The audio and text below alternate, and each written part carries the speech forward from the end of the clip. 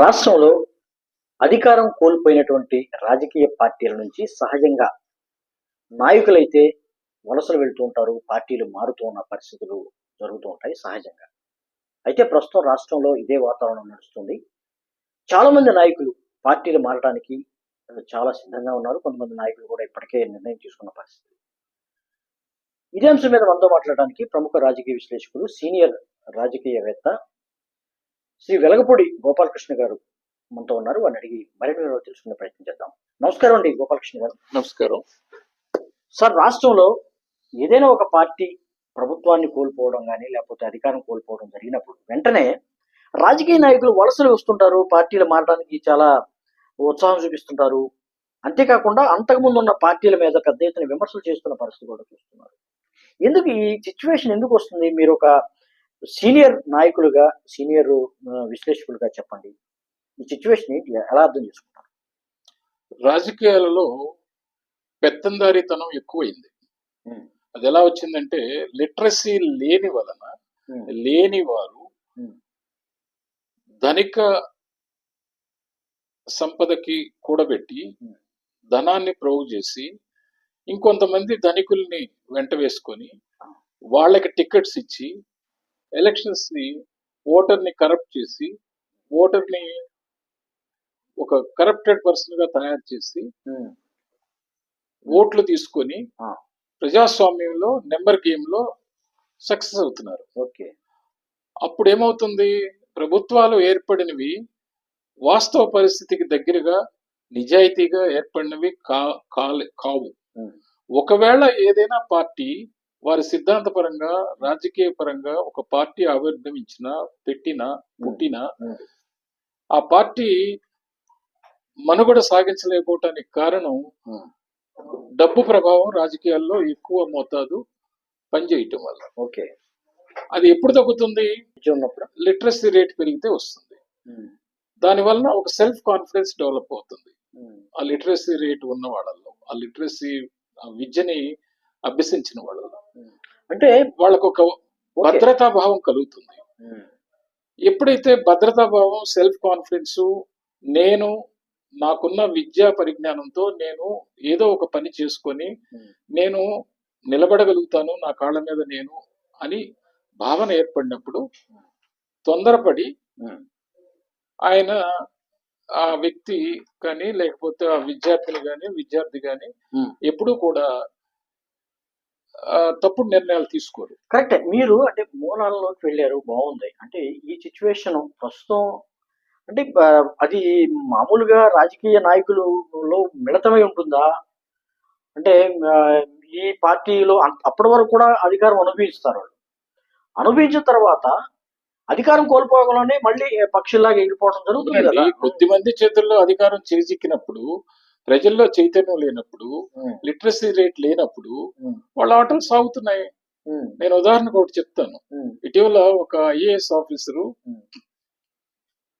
చాలా నిజాయితీ గల వ్యక్తి, సమర్థవంతమైన వ్యక్తి, అధికార యంత్రాంగానికి కావలసిన విధంగా పనిచేసే వ్యక్తి, అభివృద్ధిని కోరుకునే వ్యక్తి, ప్రజల బాగోగులను కోరుకునే వ్యక్తి, ఆయన సిస్టమ్స్ ని డెవలప్ చేసి అధికార యంత్రాంగానికి అనుగుణంగానే పనిచేస్తాను, వారికి కావాల్సినవి చేసి పెడతాను, కానీ నేను సిస్టమ్ ని డిస్రప్ట్ చేయను, కరప్ట్ చేయను అని ఆయన వాపోయారు. ఓకే, నాకు నిజంగా ఎంత బాధ వేసిందంటే ఆయన్ని స్థానచలనం చేయాలని చెప్పేసి ఆయన మీద అజమాయిషీ చేసే ఒక వ్యక్తి, నేను పేరు చెప్పలేను కానీ ఆయనకి స్థానచలనం కల్పించడానికి ప్రయత్నాలు చేయడం మొదలెట్టారు. నాకున్న సన్నిహితంతో ఇద్దరితోనూ మాట్లాడాను. ఓకే, కానీ అది ఇంకా ఫలితాన్ని ఇవ్వలేదు. అటువంటి సందర్భాల్లో ప్రజల బాగోగులు చూసే వ్యక్తిని ఆ విధంగా చేయటం అనేది దుర్మార్గం, అమానుష్యం. అది ఎందుకు వస్తుంది? నాలాంటి వ్యక్తి జొరబడింది ఎందుకు? నాకు లిటరసీ ఉంది, సబ్జెక్ట్ తెలుసు కాబట్టి. ఇది ఎంతమందికి అవకాశం ఉంటుంది? ఆ ఐఏఎస్ ఆఫీసరు కళ్ళ నీళ్ల పర్యంతం అయ్యారండి. కళ్ళ నీళ్ల పర్యంతం అయ్యారు. ఓకే, ఏమీ చేయలేకపోతున్నానని. అప్పుడు నేనేం చేయాలి? నిర్ణయాలు తీసుకునే వారి దృష్టికి తీసుకెళ్లాలి కదా. ఖచ్చితంగా తీసుకెళ్లాను. ఏమంటారు? అది రిజల్ట్ ఎలా వస్తుందో చూద్దాం. అయితే రాకపోయినా నేను డిసప్పాయింట్ అవను. అంటే మొత్తానికి డిసప్పాయింట్ అవను. ఆ. ఎందుకంటే ఉమ్, నేను కంటిన్యూస్ గా మంచి కోసం, వారి యొక్క మంచి కోసం ఉమ్, వ్యవస్థలో, సమాజంలో కొద్దిగన్నా మన వంతు కృషిలో భాగంగా చెయ్యాలని అది మన ధర్మం అని నేను భావిస్తాను. అదే కరెక్టే, బాగుంది. అంటే మొత్తానికి తీసుకెళ్లారు సమస్యనైతే, ఎవరి దగ్గరికి తీసుకెళ్లారు, వాళ్ళ దగ్గర తీసుకెళ్లారు, వివరించారు. అంటే రిజల్ట్ ఎలా వస్తుందని మీకు ఉంటుందిగా. అది ఇంకా కొంత సమయం పడుతుంది. రిజల్ట్ ఏమైనా సరేనండి, ఉమ్, వ్యవస్థలో లిటరసీ రేట్ పెరిగితే తప్ప ఇటువంటి ఇటువంటి ఉమ్, అవలక్షణాలు ఉమ్, సమాజంలో ఇటువంటి యొక్క దుర్మార్గాల్ని ఉమ్, మనం తీసేయలేం. ఆ. అసలు విద్యా వ్యవస్థలోనే ముందు మార్పు రావాలి. నాకు డౌట్ గోపాలకృష్ణ గారు, అంటే మీరు ఇందాక ఒక ఐఏఎస్ గురించి చెప్తున్నారు. అంటే అసలు ఈ సిచ్యువేషన్ ఎందుకు వచ్చింది? చెప్పాను కదా, ఆ, ధనదాహంతో ఆ, ధనాన్ని ఎరగా చూపించి ఉమ్. విద్యని నమ్ముకున్న వాళ్ళని అంటే మనం మంచి ఆఫీసర్లు ఎందుకు మనం కోల్పోవాల్సి వస్తుంది? అదేనండి. ఆఫీసర్స్ ఎవరు నియమిస్తారు? ఉమ్, రాజకీయ నాయకులు, ఉమ్, ప్రభుత్వం అంటే రాజకీయ నాయకుల కూటమే కదా. ఉమ్, ఎప్పుడైతే రాజకీయ నాయకుల్లో నైపుణ్యం గాని, నిజాయితీ గాని కొరబడిందో ఉమ్. ఇటువంటి సమస్యలు ఉత్పన్నం అవుతాయి. అదేలే. అది మూలాల్లోకి వెళ్ళాలి. ఉమ్, మనం విద్యావంతుల్ని కానీ, లేకపోతే ఎక్కువ పరిజ్ఞానం ఉండి తక్కువ కరప్షన్, లేకపోతే అసలు కరప్షన్ చెయ్యవద్దు అనుకొని నిర్ణయించుకునే వాళ్ళని మనం పికప్ చేయాలి. ఉమ్, అది పార్టీలు ఎప్పుడు చేస్తాయి? ఉమ్. అన్ని పార్టీల్లో ఎన్నికల ప్రక్రియ ప్రక్షాళన జరగాలి. అవును. ఇప్పుడు ఏమవుతుంది? వైను మైను ఉమ్, ఏంటి, ఉమ్, అలాగే ఇంకా ఇతరితర మార్గాల్లో వచ్చే సంపదని కూడబెట్టి ఉమ్, 5 సంవత్సరాల తర్వాత ఎలక్షన్ లో ఖర్చు పెట్టి ఉమ్, నెంబర్ గేమ్ లో పార్టిసిపేట్ చేసి ఈ బుల్డోజ్ చేయటం, ధనబలం కండబలం ఉమ్, అన్ని సేకరించుకోవటం వల్ల ఉమ్, మన యొక్క ప్రజాప్రతినిధులను మనం ఎన్నుకోవటంలో, చట్టాలు చేయటంలో విఫలం అవుతున్నాం. ఉమ్, ఆ సందర్భంగా ఏమవుతుంది? ఇండియన్ అడ్మినిస్ట్రేటివ్ సర్వీస్ కానీ, అలాగే ఐపీఎస్ సర్వీస్ కానీ వాళ్ళు కూడా డూడు బస్సులాగా తయారవటం జరుగుతుంది. ఉమ్. ఆ తయారయ్యే కర్మాగారంలో వీళ్ళు కూడా భాగస్వాములు అవుతున్నారు. ఓకే. అందుకని ప్రక్షాళన ఎక్కడి నుంచి మొదలెట్టాలి? ఉమ్, ఎడ్యుకేషన్ రిఫార్మ్స్ నుంచి మొదలెట్టాలి. ఉమ్, మంచి లిటరసీ రేట్ పెరగాలి. ఉమ్. అలాగే చంద్రబాబు నాయుడు గారు 2047 రిలీజ్ చేస్తున్నారు. అవును. Vision vision document. Literacy rate పెరిగి ఉమ్, జీరో పావర్టీ తీసుకొని ఉమ్, మంచి హెల్త్ ఉంటే ఉమ్. ఇటువంటి ప్రాబ్లమ్స్ అన్ని అధిగమించవచ్చు. ఇప్పుడు ప్రధానంగా అంటే 2047 విజన్లో ఈ 3 అంశాలే ప్రధానమా? అంతే కదా. ఆ. మెయిన్ మూలాలని దెబ్బతీయకుండా, కుళ్ళబెట్టకుండా, చెదలబట్టకుండా ఉండాలంటే ఉమ్, ఈ 3 అంశాలు కనుక ఉంటే ఆ, 95% ప్రాబ్లమ్స్ సాల్వ్ అయిపోతాయి. ఉమ్, దానివల్ల ఏమవుతుంది? పరిజ్ఞానం పెరుగుతుంది, ఉమ్, ఆరోగ్యం పెరుగుతుంది, శక్తి పుంజుకుంటారు. మనకి ఇంకొకళ్ళ మీద ఆధారపడి మనం అమ్ముడుపోయే పరిస్థితి రాదు. జీరో పావర్టీ ఉమ్, ఉన్నందువల్ల, ఆ, లిటరసీ రావడం వల్ల విషయ పరిజ్ఞానం తెలుస్తుంది. ఉమ్, ఎటువంటి చట్టాలు కావాలి మనకి, ఎటువంటి వారిని ఎన్నుకోవాలి అనే పరిజ్ఞానం ఏర్పడుతుంది. ఓకే. ఆ మూలాల్లోకి వెళ్ళినప్పుడు ఆటోమేటిక్ గా సిస్టమ్ డిస్రప్ట్ అవ్వకుండా, కరప్ట్ అవ్వకుండా, ఫ్యాక్షనిజం పెరగకుండా, సాంప్రదాయబద్ధంగా మంచి వ్యక్తుల్ని చట్టసభల్లోకి తీసుకెళ్ళడానికి అవకాశం దొరుకుతుంది. ఓకే, బాగుంది, బాగా చెప్పారు. కానీ ఇక్కడ ఒక చిన్న డౌట్, నా వ్యక్తిగత డౌట్. మామూలుగా మీ వ్యక్తిగత డౌట్లు అడగండి, సమాజానికి సంబంధించిన సమాజంలో వాటినే అడగండి. సమాజం కోసమే నేను మీ అడుగుతున్నాను. వ్యక్తిగత డౌట్లు అడిగితే ఎలా? సమాజం కోసం నాకున్న డౌట్లు. విషయం ఏంటంటే, మీరు అన్నారు 3 అంశాలు, లిటరసీ 100% అన్నారు, 100% మెడికల్ ఇది అన్నారు, ఆ తర్వాత వచ్చి జీరో పావర్టీ అన్నారు. ఓకే, వీటిలో జీరో పావర్టీ అనేది సాధ్యం అవుతుందా మనకున్న పరిస్థితుల్లో? కొంత సమయం ఎక్కువ పడుతుంది కానీ అవుతుందండి. లిటరసీ పెరిగినప్పుడు, హెల్త్ పెరిగినప్పుడు సెల్ఫ్ సస్టైనబిలిటీ వస్తుంది. ఆ సెల్ఫ్ సస్టైనబిలిటీయే ఈ జీరో పావర్టీకి లీడ్ చేస్తుంది. కాబట్టి సమయం ఎక్కువ పడుతుంది, కానీ ఎక్కడో చోట మొదలెట్టాలి కదా. మనం రాజకీయ డైలాగుల వరకే పరిమితం చేయకూడదు కదా. దాన్ని ఒక డాక్యుమెంట్ రూపంలో పెట్టాలి, అమలు పరచడానికి పునాది వేయాలి. రేపు అది శ్రీకారం చుడుతున్నారు. అంటే మనకి స్వతంత్రం వచ్చి 70 సంవత్సరాలు దాటిపోయినా కానీ, ఎన్ని సంవత్సరాలైనా ప్రక్రియ ఆపకూడదుగా. ఇప్పటికి అంటే ఓకే, చాలా ప్రభుత్వాలు జీరో పావర్టీ కోసం చేసేవి. పేదలను తగ్గించాలి, లేకపోతే పేదల పర్సెంటేజ్ ఎంత తగ్గిందని కూడా గత ప్రభుత్వంలో కూడా చెప్పుకున్నారు. పేదరికం పారద్రోలటానికి గరీబీ హఠావో లాంటి స్లోగన్స్ కూడా ఇందిరాగాంధీ గారు అందిపుచ్చుకున్నారు. కానీ అవి ఏమైనాయి, ఇప్పటిదాకా ఓటు బ్యాంక్ పాలిటిక్స్ అయినాయి. ఓటు తెప్పించుకోవటానికి, పార్టీల యొక్క రాజకీయ పరిపుష్టి చేకూర్చడానికి, ఓటు వాళ్ళకు అనువుగా వేయించుకోవటానికే ఫోకస్ చేశారు. కానీ ఇది సమాజంలో సమూలంగా మార్పులు తీసుకురావడానికి 2047 విజన్ డాక్యుమెంట్ ఓటే పరమధేయంగా పెట్టుకోలేదు కదా చంద్రబాబు గారు. ఆయన ఎక్కడో ఆయనకు ఒక తలంపు వచ్చింది, దాన్ని డెవలప్ చేశారు. చూద్దాం, మనం రేపు ఆ డాక్యుమెంట్ రిలీజ్ చేస్తారు, ఇంప్లిమెంటేషన్ దగ్గరికి తీసుకెళ్తారు. ఇప్పుడు మీరు జన్మభూమి కార్యక్రమాలు పెట్టారు, అలాగే నీటి సంఘాలు పెట్టారు, డ్వాక్రా మహిళా గ్రూపులను పెట్టారు, అలాగే స్వచ్ఛ భారత్ అన్నారు, స్వచ్ఛ ఆంధ్రప్రదేశ్ అన్నారు. వీటన్నిటినీ ఎక్కడో చోట ప్రయోగాలని మనం అనుకున్నా ఎక్కువ మోతాదు మనకి బెనిఫిట్ జరిగిందిగా, ఎక్కువ శాతం జరిగిందిగా. మరి జరిగినప్పుడు ఆ ప్రక్రియలో వారి ఆలోచనకు అనుగుణంగా 2047 డాక్యుమెంట్, విజన్ డాక్యుమెంట్ పెడుతున్నప్పుడు అంటే ప్రజల వద్దకు పాలన అన్నారు, గుడ్ రిఫార్మ్స్ అన్నారు, ఈజ్ అవుట్ బిజినెస్ అన్నారు, అలాగే ఎన్నో పాలసీలకి రూపకల్పన చేశారు. టూరిజం కి ఇండస్ట్రియల్ స్టేటస్ తెచ్చారు, రేపు అగ్రికల్చర్ కూడా తెస్తారు. ఓకే, గోపాలకృష్ణ గారు, మామూలుగా చంద్రబాబు గారు విజనరీ అంటారు, విజనరీ లీడర్ అంటారు, ప్రపంచవ్యాప్తంగా ఇది అందరికీ తెలిసిన విషయం. అయితే 2020 అంటే 2020 విజనరీ ఒక డాక్యుమెంట్ రిలీజ్ చేశారు గతంలో.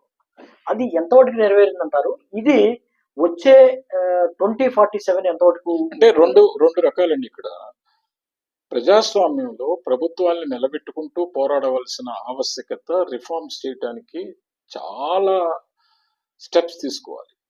వాటిలో ప్రధాన భాగం ఏంటంటే, ఈ రిఫార్మ్స్ చేసేటప్పుడు నాయకుడికి, ఆ పార్టీ నడిపే నాయకుడికి కానీ, ప్రభుత్వాన్ని ఏర్పరిచే నాయకుడికి కానీ ప్రజల వద్ద మన్ననలు పొందుతూ నెంబర్ గేమ్ లో సక్సెస్ అవుతూ చేయాల్సిన విధి విధానాలని నిర్ణయించుకోవటం అనేది చాలా కష్టతరం.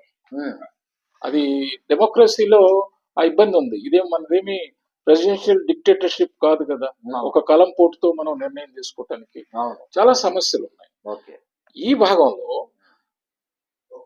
వారు ఎన్నుకున్న కుటుంబ సభ్యులు గాని, వారితో నడిచే వ్యక్తులు గాని, రాజకీయ ఆ చట్టంలో ముందు వాళ్ళని సరిగ్గా ఎన్నుకోవాలనంటే ఎక్కువ శాతం లిటరసీ ఉంటే, ఎక్కువ శాతం సస్టైనబిలిటీ, పవర్టీ ఉంటే, ఇది ఇన్వెస్ట్ చేసి మళ్ళీ దానికి ఇంత 10 ఇంతలు సంపాదించుకొని మళ్ళీ రేపు నెక్స్ట్ ఎలక్షన్ కి రెడీ అయిపోయి, ఈ ప్రాసెస్ అంతా ఒక విషస్ సర్కిల్. ఆ సర్కిల్ బ్రేక్ చేయాలంటే 2020 డాక్యుమెంట్ రావాలి, 2047 రావాలి, రేపు అవసరం అయితే 2075 కూడా రావాలి. అయితే గతంలో చంద్రబాబు గారి 2020 విజన్ ని కొంతమంది విమర్శించారు కూడా. అది అవ్వలేదు, ఇంకా 2047 ఏంటి అనేది కొంతమంది విమర్శిస్తున్న పరిస్థితి. 2020లో ముఖ్య భాగాలు ఐటీ రిఫార్మ్స్, అలాగే ఈజ్ ఆఫ్ డూయింగ్ బిజినెస్, అలాగే ఇన్ఫ్రాస్ట్రక్చర్, ఉద్యోగ కల్పన, ఉద్యోగ భద్రత, జీడిపిని పెంచడం, ఇవన్నీ ఉన్నాయి కదా. ఎందుకు సక్సెస్ అవ్వలేదు మీరు చెప్పండి. ఇవాళ సంయుక్త రాష్ట్రంలో అవిభజిత ఆంధ్ర ప్రాంతాన్ని, ఈ ఆంధ్రప్రదేశ్ చిత్రపటాన్ని ప్రపంచ పటంలో, దేశ పటంలో, పోటీతత్వ యుగంలో నిలబెట్టగలిగిందంటే 2020 ఉండబట్టే. అయితే దౌర్భాగ్యం ఏంటంటే, ఆ 2020 పూర్తి అవ్వకముందే 2001లోనే విషబీజాలు నాటి పదవీకాంక్షతో రాష్ట్ర విభజనకి శ్రీకారం చుట్టారు. ఆ శ్రీకారం చుట్టిన భాగంలో మధ్యలో దానికి చాలా అడ్డంకులు, బ్రేక్స్ పడ్డాయి. ఆ బ్రేక్స్ ని విచ్ఛిన్నం చేయాలన్నా, ఆ బ్రేక్స్ ని థ్రాష్ అవుట్ చేయాలన్నా, ప్రజల్లో చైతన్యం రావాలంటే లిటరసీ పెరిగి ఉంటే కనుక ఆ ప్రాబ్లం వచ్చేది కాదు. కాబట్టి ఇప్పుడు చంద్రబాబు నాయుడు గారు రాబోయే తరాలకి ఆలోచించి 2047లో అసలు మూలాల్లోకి వెళితే, మూలాలు ఎక్కడ సరిచేస్తే ఈ వ్యవస్థని బాగు చేయగలుగుతామని చెప్పేసి ఈ 3 స్లోగన్స్ తీసుకున్నారు. అది ఓకే, బాగుంది. అంటే విద్య పెరిగితే విజ్ఞత పెరుగుతుంది, ఆలోచన శక్తి పెరుగుతుందని మీరు చెప్తూ ఉన్నారు. ఇప్పుడు చూస్తే రాష్ట్రంలో రాజకీయాలు చూస్తే ఉచిత పథకాలు గాని, లేకపోతే ఓట్లు ఎలా సంపాదించుకోవాలనే ప్రక్రియే చాలా ప్రధానంగా రాజకీయ పార్టీలు ముందుకెళ్తున్న పరిస్థితి. ఓటు ఎలా ఎంచుకోవాలి? ఓట్లు ఎలా తెచ్చుకోవాలనే దాని మీద ఎక్కువ దృష్టి పెడుతున్న పరిస్థితి. అంతేకాకుండా రాజకీయ పార్టీ నాయకులు కూడా జంపింగ్ జపాంగుల్లాగా వారికి ఇష్టం వచ్చినట్లుగా లేకపోతే అధికారం కోల్పోతే వెంటనే పార్టీలు మారడం కూడా జరుగుతుంది. ఇది ఎట్లా చూస్తారు? ఇది సాధ్యమవుతుందా? లిటరసీ 100% వచ్చినా కానీ మాక్సిమం ఎక్కువ పర్సెంటేజ్ సాధ్యపడుతుంది. అందులో కూడా అవినీతి ఉంటుంది, అందులో కూడా చెడు మార్గాలు ఉంటాయి. లేవని ఎవరు చెప్పలేము, కానీ ఎక్కువ శాతం మెరుగవుతుంది. అది ఎప్పుడు వస్తుందంటే సెల్ఫ్ సస్టైనబిలిటీ విద్య వల్ల పెరుగుతుంది. అలాగే జీరో పావర్టీ వల్ల మనకి ఆధారపడే మనస్తత్వం అవుతుంది. సెల్ఫ్ ఎంప్లాయ్మెంట్ క్రియేట్ అవుతుంది, ఎంప్లాయ్మెంట్ కొరత తగ్గుతుంది.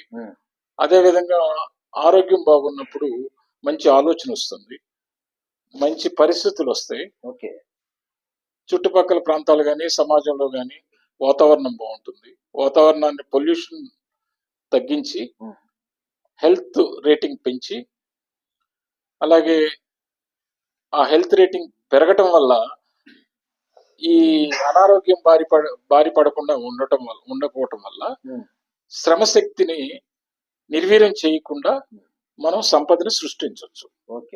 యంత్రాలు ఎన్ని పని చేసినా శ్రమశక్తి కనుక కరెక్ట్ గా వాడుకుంటే, జ్ఞాపక శక్తిని పెంచితే, విద్యని అభ్యసించితే మనకి స్మార్ట్ వర్క్ వస్తుంది. దానివల్ల చాలా ఉపయోగాలు ఉంటాయి. దానివల్ల కూడా వలసలు అంటారా? వలసలు అనేది సిద్ధాంతపరమైన రాజకీయాల మీద వెళితే అది పర్వాలేదు. అంతేగాని పార్టీ నాయకుడు కానీ పార్టీలు కానీ తప్పులు చేస్తే వలసలు వెళ్ళొద్దని ఎవరు చెప్పలేదు. కానీ స్వప్రయోజనాల కోసం, స్వార్థపూరితమైన పదవుల కోసం, సంపద కోసం, అధికార చలాయింపు కోసం, అధికార దాహంతో వలసలు చేయటం అనేది తప్పు. అది తగ్గాలంటే ఈ మూడు ఉండాలి: లిటరసీ రేట్ పెరగటం, జీరో పావర్టీ ఉండటం, గుడ్ హెల్త్ మెయింటైన్ చేయటం. అది గోపాలకృష్ణ గారు అప్పటి వరకు ఆ పార్టీ నాయకుడు చాలా మంచివాడని, చాలా విజనరీ ఉందని, లేకపోతే గొప్ప నాయకుడని చెప్తూ ఉన్న నాయకులు రాత్రి తెల్లవారేసరికి పార్టీల్లో వీడిపోయి వేరే పార్టీలో చేరి ఆ పార్టీ నాయకుని కానీ ఆ పార్టీకి సంబంధించిన వాళ్ళని పోగొట్టడం, వీళ్ళని విమర్శించడం జరుగుతూ ఉన్న ప్రక్రియ మీరు మొదటి నుంచి మనం చూస్తున్నాం. చదువు లేకపోవటం వల్ల సిగ్గు లజ్జ ఏమీ లేకుండా ఇవన్నీ అవుతాయండి. ఆ చదువు అనేది ఉంటే కొంత న్యూనత భావం ఉంటుంది, ఒక సెన్సిటివ్నెస్ ఏర్పడుతుంది. అరే మనం మాట్లాడేది ప్రజలు వింటారు, ప్రజలు చూస్తారు. మన ఇంట్లో కుటుంబ సభ్యులు కూడా హర్షించరు, అందరూ చదువుకున్న వాళ్ళే, చదువు లేని వాళ్ళు ఎవరు లేరు, అవసరాలకు అమ్ముడు పోయేవాళ్ళు కాదు అనేది ఏర్పడితే ఇటువంటి మాటలు తగ్గిపోతాయి, ఇటువంటి చేష్టలు తగ్గిపోతాయి. బాగానే ఉంది, మీరు చూసిన బాగుంది. అంటే విజ్ఞానం లేదా విద్య ఉండాలి అని కూడా చెప్తున్నారు. అయితే మనకి ఇక్కడ ఒక శాసనసభ కానీ శాసన మండలి కానీ లేకపోతే ప్రభుత్వ విభాగాల్లో రాజకీయ నాయకుడు ప్రవేశించాలంటే ఎడ్యుకేషన్ క్వాలిఫికేషన్ ఏం అవసరం లేదని చెప్తుంది కదా రాజ్యాంగం. ఎడ్యుకేషన్ క్వాలిఫికేషన్ అవసరం లేదని ఎందుకు చెప్పారంటే,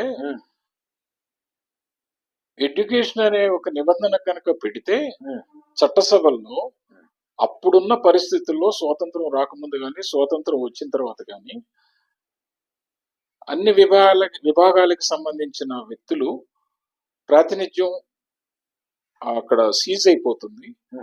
కానీ నిత్యం వాళ్ళు ఫేస్ చేసే సమస్యల మీద చట్టసభల్లో వాళ్ళ ప్రాతినిధ్యం కావాలి, అది ఉండాలి. కాబట్టి ఆ నిబంధన తీసేశారు. ఇప్పుడు మార్చుకోవచ్చు అంటారా మరి ఆ నిబంధనలు? అది ప్రజాస్వామ్యంలో మార్చుకోవాలని అంటే చాలా సున్నితమైన అంశం. ఎందుకు మార్చుకోవాలి? ఏదో అంటారే ఇంట్లో ఎలికిన పట్టమంటే ఇల్లు తగలబెట్టొచ్చు అంటారా అని మీరు ఎందుకు అంటున్నారు? అంటే సహజంగా ఒక ప్రభుత్వ సంస్థలో ఫీల్ గా చేరడానికి కూడా ఎడ్యుకేషన్ క్వాలిఫికేషన్స్ దానికి సంబంధించిన నియమ నిబంధనలు ఉన్నాయి. అక్కర్లేదండి, లిటరసీ పెరిగితే ఆటోమేటిక్ గా ఇవన్నీ సమస్య పోతాయి.